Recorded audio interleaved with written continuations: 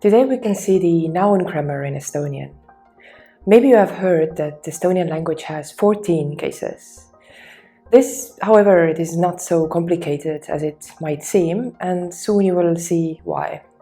Today we can start with the three first ones, which are the only grammatical cases and, in a way, the basic or more important ones.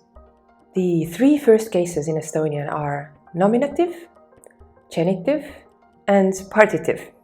Today we can see the nominative and partitive, and in the next video we will focus on the genitive.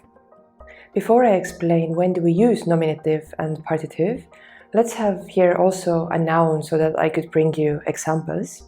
Let's take a noun like a friend, which is sõber in nominative and sõpra in partitive.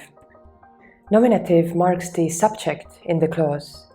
For example, we could say minu sõber on tark, my friend is smart, or sõber räägib eesti keelt, a friend speaks Estonian, or for example, sõber elab Tallinnas, a friend lives in Tallinn.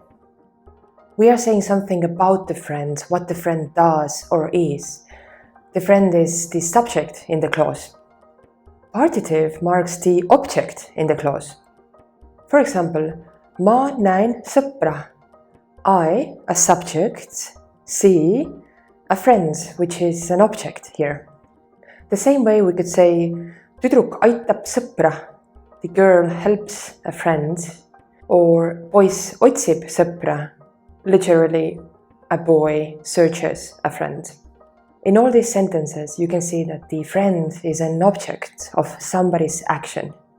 I do have to mention that the object expression is a little bit more complicated in Estonian, but for beginners, this is enough to know.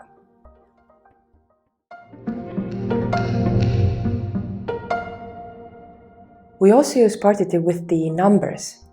With all the numbers except from 1, which is followed by the nominative.